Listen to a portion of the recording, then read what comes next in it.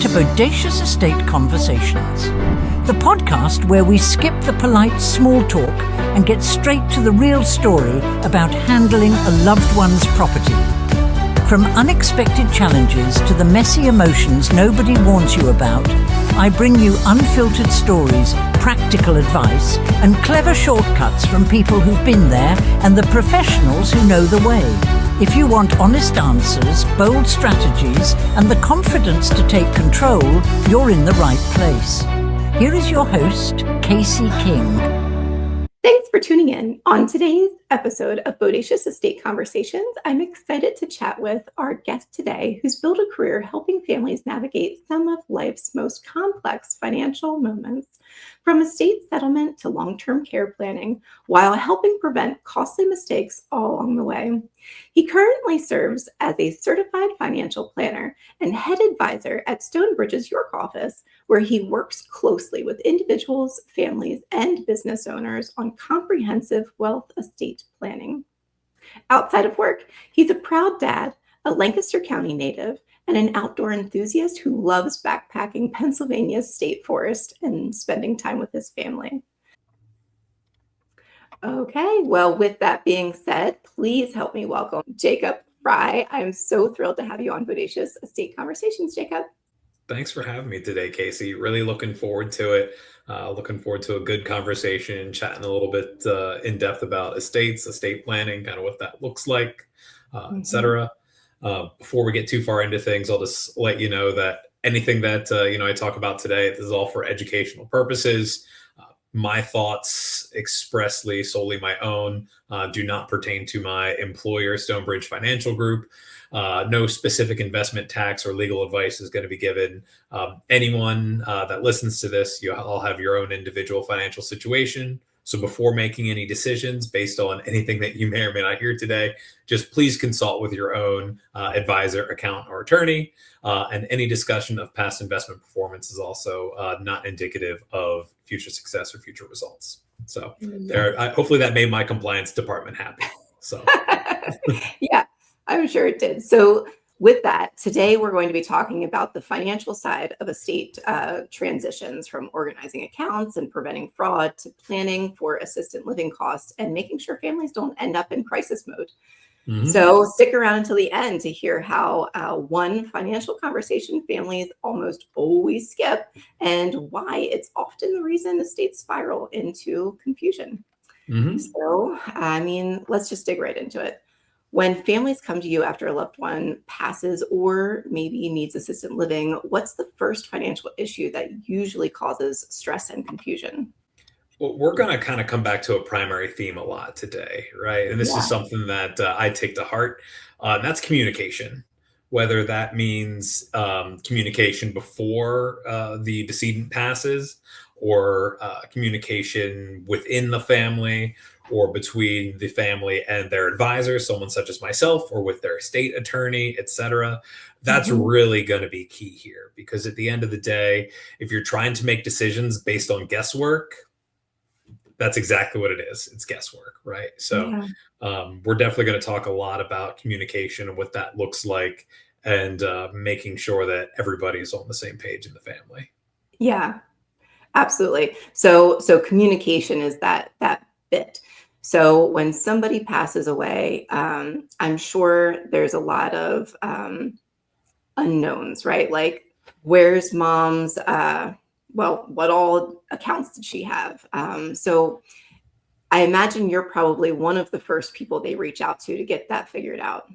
Yeah, that is true. So, this is going to seem like a cliche, right? But a good advisor or a good financial planner sees themselves as the quarterback.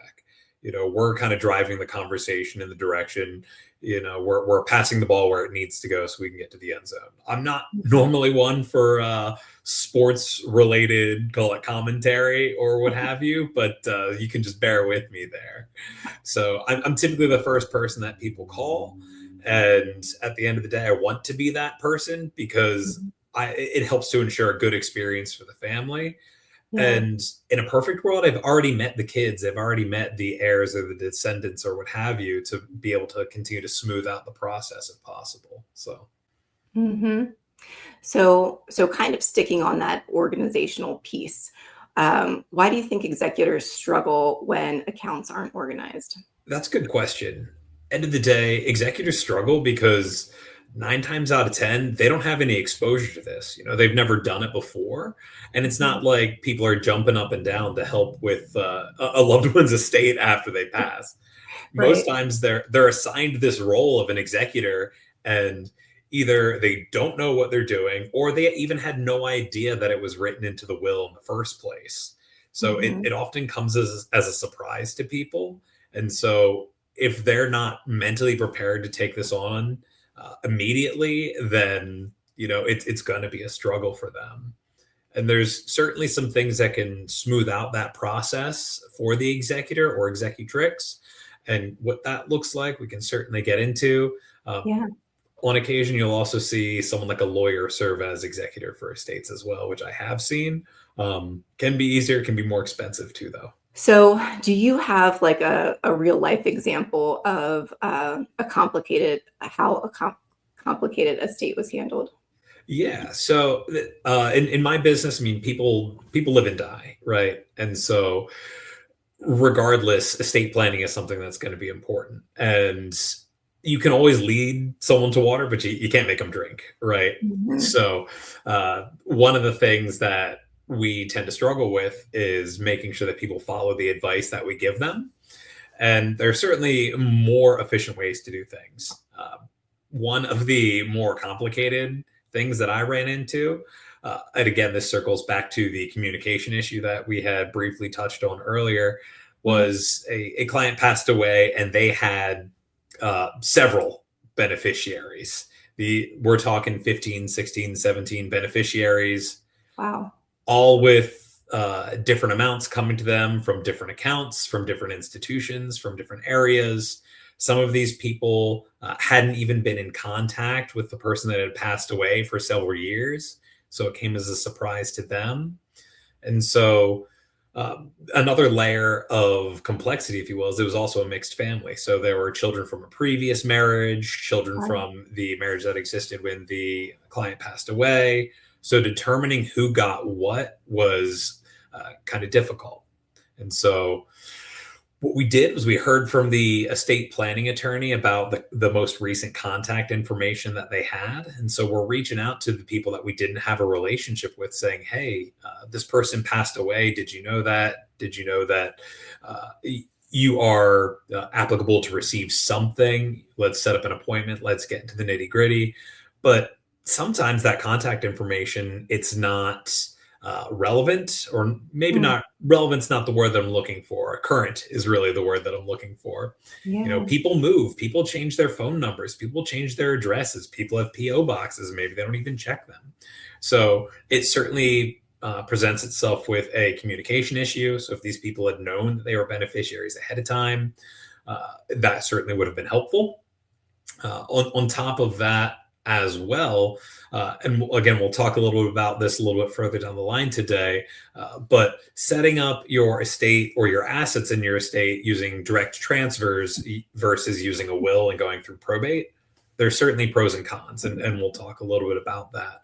Uh, Oh, well, tell me, is actually the first time I've heard that. So tell me mhm, about that direct transfer. What does that look yeah. like?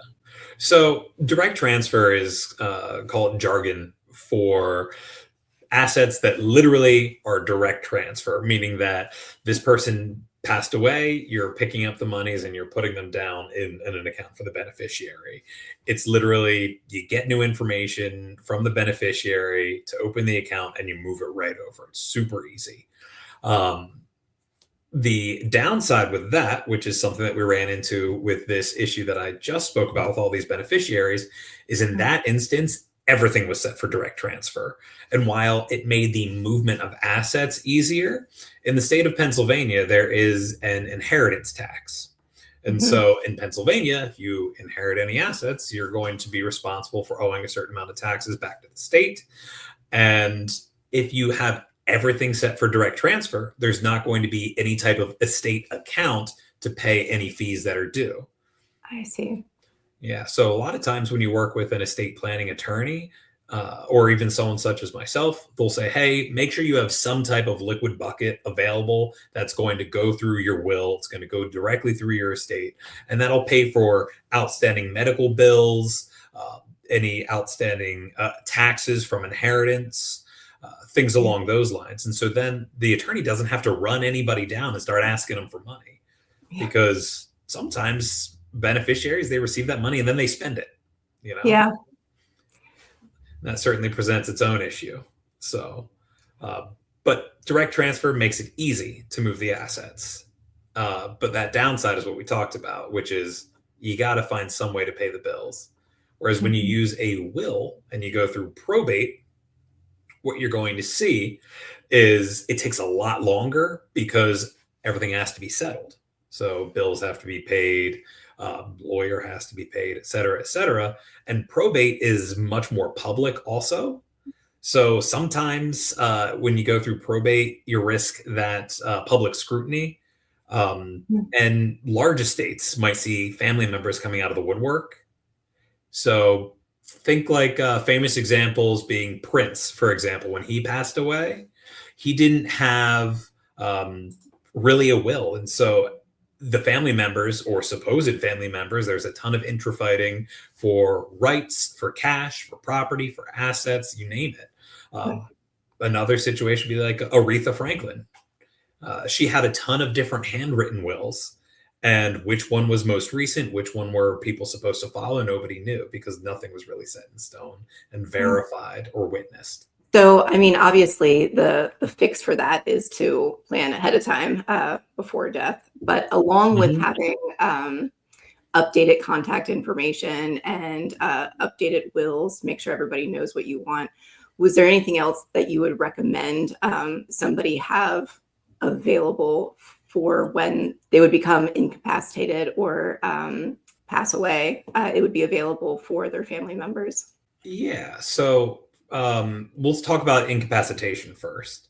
Okay. And you can solve this issue pretty quickly by assigning someone to be your power of attorney, whether that's going to be your durable power of attorney, which kind of covers most things. Some people will separate that out and say, hey, you're going to be my financial power of attorney, you're going to be my medical power of attorney, to either make it more fair, or maybe they like one kid more than the other.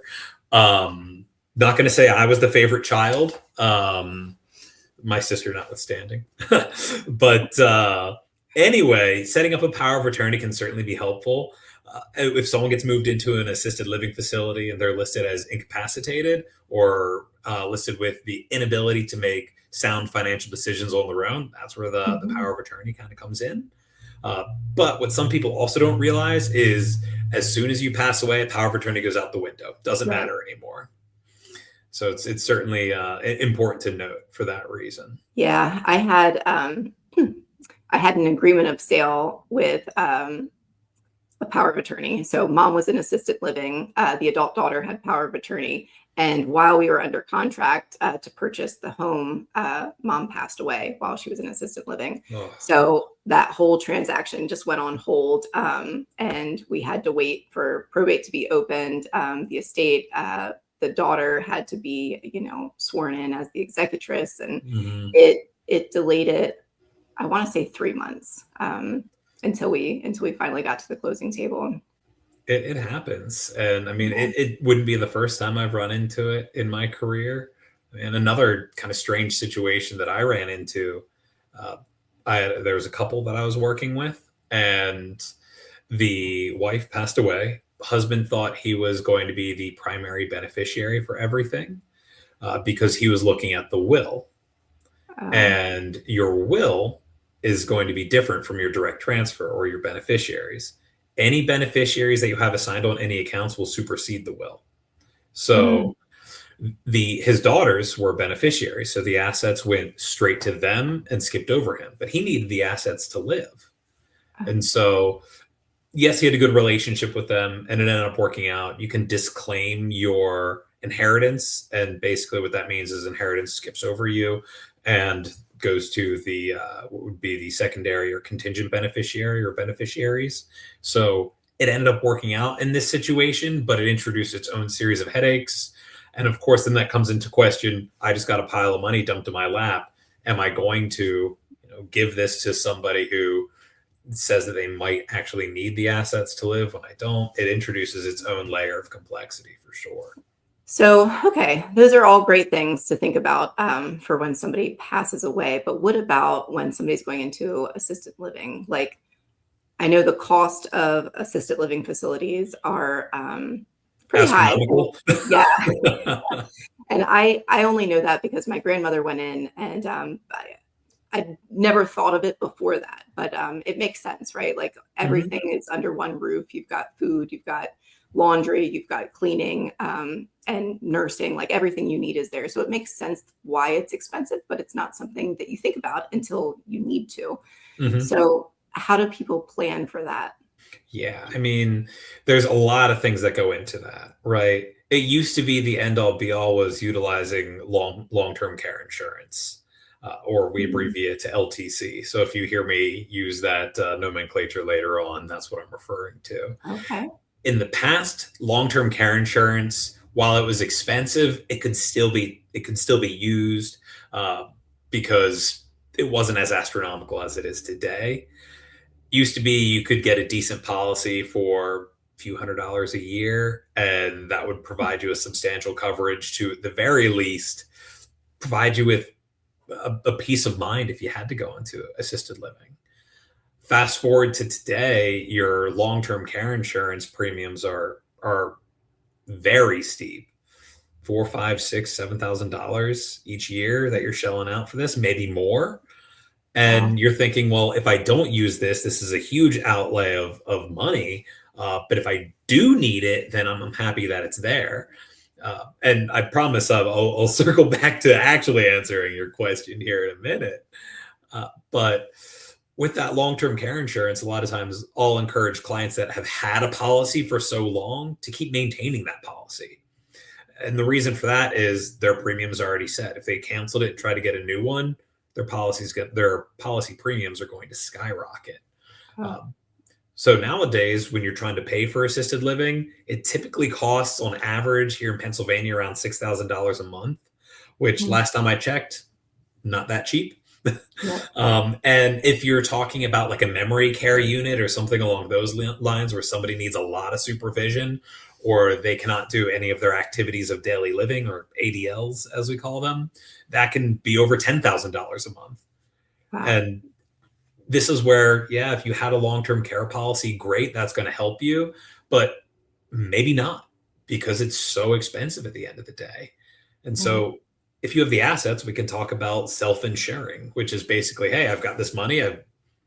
Maybe none of it's going to go to my heirs, and instead I'm going to use it to make sure that I get the care that I need. That makes sense. What about Medicaid? When does that kick in? Medicaid is its own beast, if you will. So a lot of times people say, oh, well, like, I'm not worried about it. I've got a ton of assets. I still want to make sure that my kids get something. So I'm just going to give them stuff now, with the idea that maybe I'm going to go into an assisted living facility in the future.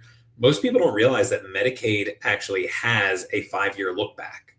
So say that I said, all right, I've got dementia, or I'm at high risk of dementia, and so I give all my assets away right now. But in the next 2 to 3 years, all of a sudden, fast forward, and Alzheimer's has really kicked off. I'm in a memory care unit, and the government looks at what my assets used to be, and they say, hey, in the last 5 years, you gave all this away. Well, instead of utilizing this government program first, we're going to try and claw back those assets. You're going to use that to start paying for things first until they run out. So you really need to pay attention to when you're doing things and how you're doing things to make sure that you're setting yourself up for future success and making sure that your heirs are on the same page as you. Yeah, absolutely. I know that can be tricky. So if somebody was thinking like, hey, I'd want to give this to my son or my daughter or whoever, what would your initial reaction be? Is it like, where do you think you're going to be in the next 5 years? What I do is I try to have a very real conversation with this person about their own family history, because first off, health habits have definitely changed, right? Some people are saying, well, my uncle went to assisted living not because he was dealing with memory issues, but because he was a lifelong smoker and he needed to be on oxygen all the time or something like that, right? Nowadays, I mean, smoking is much less common, for example, so we see less and less of that. So I think it's just trying to have the conversation, being as blunt about it as possible with people, because if you try to beat around the bush and you're not upfront, then the message isn't going to be received. So you need to tell them and say, hey, if this is truly a concern for you and you don't think you can pay for things and you want to make sure that your heirs get something, then moving sooner rather than later, taking action now is always going to benefit you rather than hemming and hawing and waiting around, because you're not going to get anything done and it might not be exactly how you want it to go. Okay. So speaking of the family, we talked about like having meetings before a crisis arises. So can you tell me about your experience with family meetings? Yeah. Family meetings typically are pretty laid back. And the reason why I say that is before we even get to that family meeting, I'll have a previous or a prior meeting with the client to ask them, what do you want me to discuss? Do you want me to go really far into the weeds and start giving percentages and dollar amounts or what have you? Or do you just want me to be there for clarification purposes to help be the arbiter in this meeting? Yeah. It really breaks down to what the client wants to discuss. So getting in front of it is certainly helpful. Making sure that that open line of communication is there, and I can be there saying, hey, this is how this transfer is set up to go when your parents pass away or your brother passes away or your relative, you name it. This is how it's supposed to go. You can reach out to me. We can talk about what things look like, if and when it does happen, and it'll just smooth out the transition process. That way there's no questions being asked. Those family meetings are hugely important for that reason. And furthermore, too, again, they get a chance to know me. So parents might say, hey, you should meet with Jake. They could say that 1,000 times over, and it might not necessarily resonate with the kids until we start talking about how it really does directly impact their personal lives. That's so true. So when you're in the family meeting, it's all about, the common theme of today is communication. So making sure everything's clearly communicated, how the transition is going to take place, and the wants and the needs of the parent or individual going. Is that kind of what you're communicating?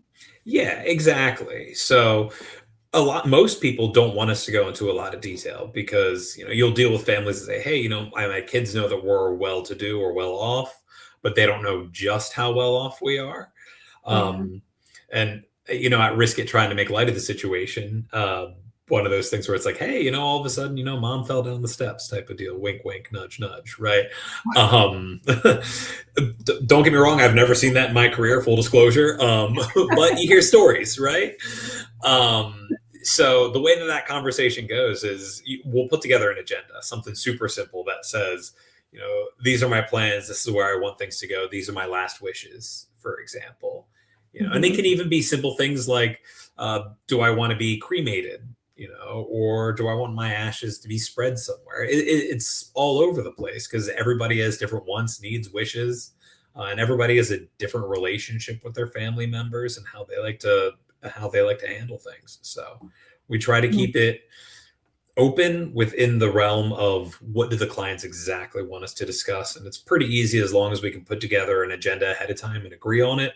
That way we stay on topic and we avoid misspeaking as well. Yeah, that's important. I heard a story of a woman that was Catholic and she wanted to be cremated, which is what they did when she passed. They cremated her. But when you're Catholic, this is what I was told. So don't hold me to it. But I was told that you're supposed to bring the body into the church and have the priest bless it before it goes in to be cremated. And that piece was missing from it. So family members were a little upset about the decision that was made to cremate her before that blessing took place. So so I feel like that meeting piece would be pretty important for that to be relayed. 100% agree. It can certainly smooth things out. Yeah, like she had it written down that she wanted to be cremated, and that is what they did. But there was another step there that wasn't properly communicated. Absolutely. So with that, switching gears a little bit, because I wanted to touch on the scams in our environment today. And I know there's a lot of scams that are targeting the elderly and recently deceased. What do you see as like most common, and what do you communicate to your clients to avoid? Oh, there's all kinds of things that we run into. I mean, the age old, if you want to call it a joke or what have you, is, a Nigerian prince wants to give me, hundreds of millions of dollars or what have you. Or my great uncle passed away. I've never heard of him. He lives abroad, and they get a phone call or a text or an email that says, yeah, just send me, $1,500 to get this through US Customs, and then you can get everything. I've seen that more than once. And it's how people see, a carrot dangled in front of them, and they say, oh, this is so easy. I just have to send some money, and then I get this huge windfall. And then, you want to start questioning that, right? So someone will come in the office and they'll say, hey, I got this. Do you think it's legitimate? And so my first question is, well, did you ever hear of grand old great Uncle Fred? Has this guy ever been to any family gathering? Has anyone in your family ever talked about this person before? The answer is always no. Yeah. And it's tough for people because, again, with that carrot being dangled out there, there's always that kind of line of hope that there's something out there for them that maybe they didn't hear about. So you never know with these things at the end of the day. But sometimes you get people where after the fact also, they say, oh, well, I've already sent this person $10,000 and nothing has come of it. I almost always say, number one, call me. Let's have a conversation. Nothing's off the table, right? I'm here to be a sounding board. We have a very professional relationship. Let's make sure that, both of our heads are screwed on straight here. Right. The other thing is Google is very powerful. You can literally type in these things that come through.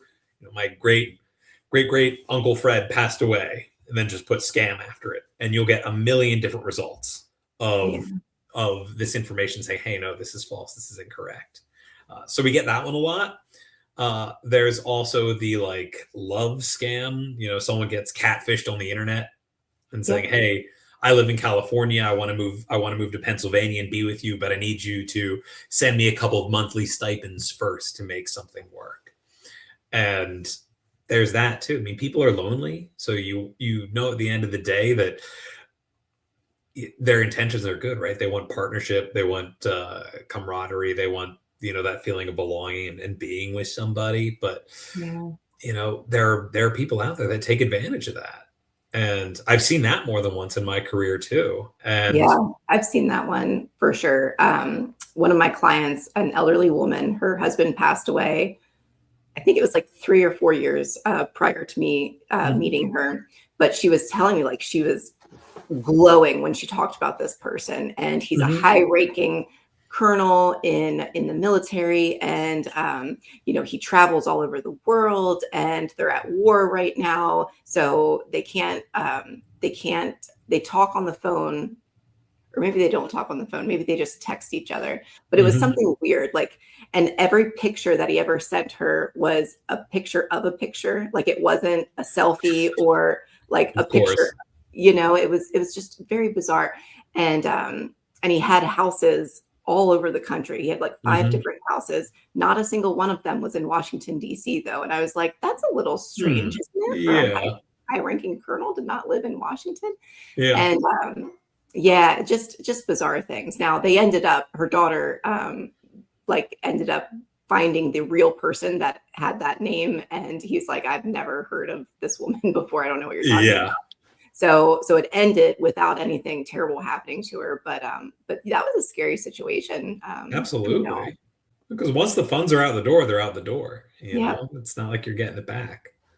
Yeah. And that's the tough thing in my field too, where we can do our best to try to be that wall to prevent fraud. And I'll be the first person to have this conversation to really start questioning my clients, saying, hey, are you sure about this? but it's their money at the end of the day. So I Right. can push back as much as I want, but if they say, no, I need to send this now, you have to comply because legally I can't keep it. It's not my money. It's their money. They can decide what to do with it. The only thing that we can do is document it as best as possible, date and time when we have the conversation, what we talked about, and what it typically means. You do your best, right? 9 times Mhm. out of 10, we prevent it, but there's never a guarantee.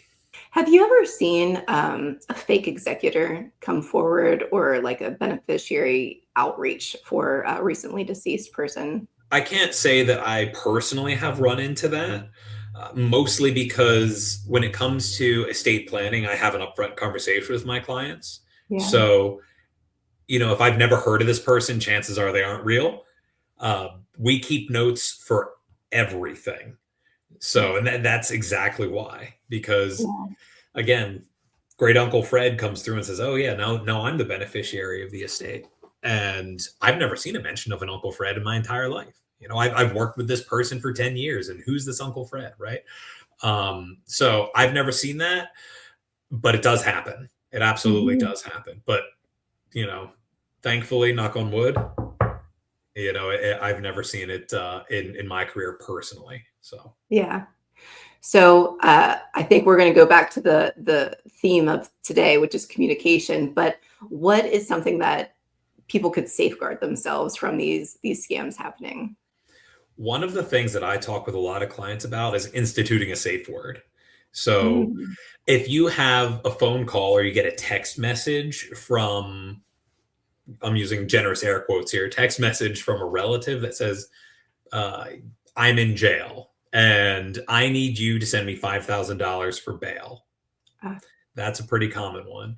And so you can say, sure, I'll send you the money if you can first verify the password with me. And basically, this is just some type of phrase or password that you come up with your relatives at any other, point in time. Your password could be swordfish, and you say, oh, okay, it's swordfish. All right, perfect. Yeah, I'll send you the money. I'll get you out of jail or mhm. what have you, that for me is one of the easiest ways to have some type of insurance or block against basic fraud, you Yeah.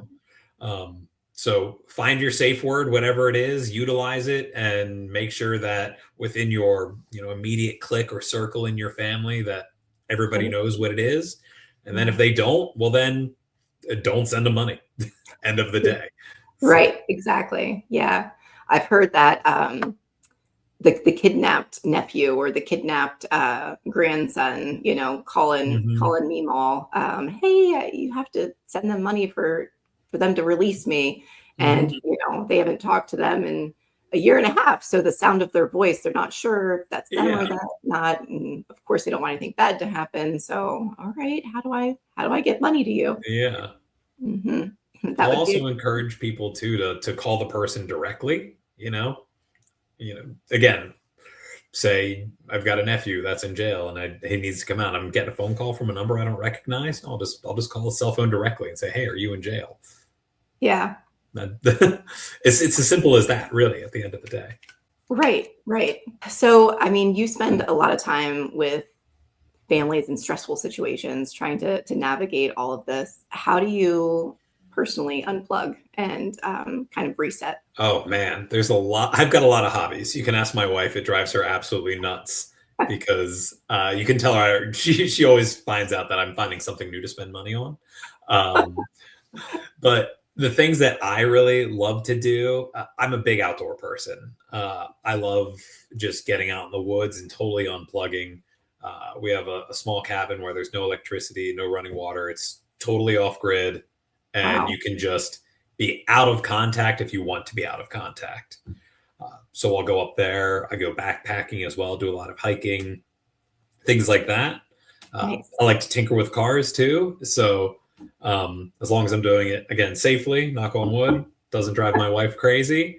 So things like that, right? It really helps me kind of focus on a single thing and try to be present in whatever space I'm in. And it really disconnects me from the workday and I can leave work at work. Yeah, that's awesome. So when you say backpacking, is this like multiple day hike? Yeah. Yeah. So think put it this way, I'm putting 30 pounds on my back and that's my tent, my sleeping arrangements, my food, my water, what have you. And, we'll do 10 to 20 miles round trip, get out in the woods and do it. I mean, the nice thing about the state of Pennsylvania is the camping laws are pretty relaxed. So as long as you're in a state forest in Pennsylvania, technically speaking, you can camp wherever. Nice. As long as you're not there for, I think it's greater than 14 days or something like that. Okay. Which I'll tell you this much, I've never done a trip that was 14 days. Again, I'd be afraid of what my wife would say to me if that were the case. So just going off grid completely for that long. Yeah, that is a while. So you said we go. Does she go with you? I would love for her to come with me sometime. I have a really good buddy that comes with me on almost every trip. My dad will come with me from time to time. I try to make it as accessible for people as possible. So if I have friends that are interested in it, they can borrow gear. It's really, again, it's just about getting out in the woods and trying to disconnect. That's awesome. Where did you grow up? I grew up in Lancaster. So, well, technically Millersville. Grew up in Millersville, born and raised out there, spent most of my life there. Went to college in the greater Philly area. I went to Ursinus College, so a real small liberal arts school just outside of Philadelphia. Absolutely loved it. That's also where I met my wife. She happened to be from South Central Pennsylvania too. So settled back here. We live in Wrightsville now with our 2 kids. They are, my oldest will be 5 in June and my youngest will be 2 in 3 weeks. So, wow. Yeah, we stay busy. Really ages. Yeah, those are great ages. They still have like the wonder of the world in them. And yeah. The magic is definitely there for sure. Yeah. But if I look tired, I am. That's why. Yeah, you're getting run ragged. That's for sure. So when you say you're a car guy, what kind of cars are you into? Like the older, old time, what hot rod? What are we talking about? I'm all over the place. Right now, my current project is an R53 Mini Cooper. So it's this little supercharged front wheel drive deal, and it's super chuckable. It's really fun to drive. Love that. People ask me how I got into cars in the first place. I couldn't really tell you. I would help my dad do like oil changes and like change the brakes as a kid. Yeah. You can thank video games like Need for Speed Underground and stuff like that growing up that probably put it on the map, and Fast and Furious movies that were big when I was a kid. So there's like 20 of those now. It's insane. Yeah. Like I feel like every other year they're coming up with a new Fast and Furious movie. I was like, they're still doing that? I think the last one I saw was like the 4th or the 5th one, but don't hold me to that. So. Yeah, I might be exaggerating a little bit. Yeah. So where did your passion for the outdoors come from?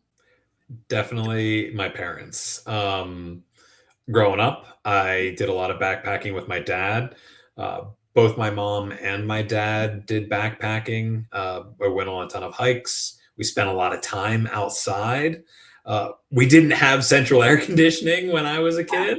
So the house was always a million degrees during the summer. And so my mom was just like, get out of the house, go dig holes in the garden. I don't care. So I think that's probably where it came from, was just it was forced on me and I just learned to love it. My sister is an outdoors person too. She's a big runner. But I love it, hiking, biking, backpacking, fishing. It's just great to be out. Yeah, I love hiking myself. Local trails this year, my goal is to hike 365 miles. And I'm already behind schedule, but I'm sure you're 15 miles behind right now. Yeah, I am. Yeah, if you break that out by week, I need to be somewhere between 6 and 7 miles a week. And so far, I think we're, the 2nd or 3rd week in January, and I've got a total of like 5.5. So I'll get caught back up. But there you go. Yeah, when you're out there, you just feel connected with nature. It's something about the fresh air and the sunshine. It just uplifts you and puts you in a better mood. Mm-hmm. Have you ever heard the term woods washing before? No. What's that? It's basically what you described, right? Which is that feeling of peace when you're out in nature. Huh. Yeah. So full disclosure, I have no idea if that's a technical term or if that's actually been coined before, or if I just learned that from Reddit or something. But it's out there, and the community exists. So Woods washing. I like that. I've heard of grounding before, where you Mhm. take your shoes off and you just stand barefoot. Yeah, go touch grass, right? Yeah, that's cool. So what about community involvement? Oh man, I'm really passionate about financial literacy. Spoiler alert, right? Being a financial advisor, being a certified financial planner. I do a lot of volunteering with Junior Achievement here in South Central Pennsylvania. Nice. I'm active in the program, what they call Real Life. So I go to high schools and I talk with juniors and sophomores, Mhm. occasionally seniors, but it's typically sophomores and juniors, about financial literacy, right? Yeah. So basically they get an activity card for the day. It's like a description of this person that they're going to role play. Maybe they're married, maybe they're not, maybe they have one or two kids, maybe parents are going to help with childcare, maybe they got a college degree, maybe they didn't. And we literally, for 2 hours, I'm with them and we're making decisions about what their budget looks like, how that might affect things further down the line, and weaving things in there about my own experience. Of course, I've got my undergraduate degree in business and economics. I have my master's of business administration, of course, my certified financial planning designation. Then that's all well and good, but you don't need to have all the letters and numbers after your name. Right. I have friends that work in the trades, that are welders, electricians, you name it. They do really well for themselves, and so that's what this is about too. Which is, you don't have to go to college, but you're probably going to have to work. So find something that Mhm. you're good at and get better at it. Yeah, I think that's so awesome. So I'm a Rotarian, and my Mhm. Rotary Club is also very much involved in junior achievement. And I think it's so great because when I went to school, we weren't taught how to save money or have money, or we weren't taught anything about money. Mhm. We were just taught math and history and science. So that whole mindset, when I got out of school and was working on my own, it was like my paychecks were like waves, my bank account. Money would come in and it would go right back out. Like Yeah. there was Poof, no where did it go? yeah. So I think that's so awesome that we're doing that today with our current youth. Yeah, I love it. And I especially love it when we're finished with the program and I get students that hunt me down afterwards and they want to ask me more questions, about my life, how I got to where I am today and what I've learned and what have you. So Yeah. yeah, it's great. I get a lot out of it. But That's feeling fair. like you did something, Yeah, that doing something. fulfillment, right? Thank you. That is the word that I was looking for, fulfillment. Yes. So amazing. I love your journey and your story. So if a family listening today hasn't organized anything yet, no account list or plan or the family meeting conversation, what would you say the first step is? The first step is putting it out there.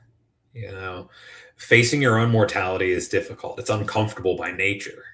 And Hmm. so that's really it, ripping that band-aid off and just saying, hey, I want to approach this with intention, and making sure you're open with those lines of communication.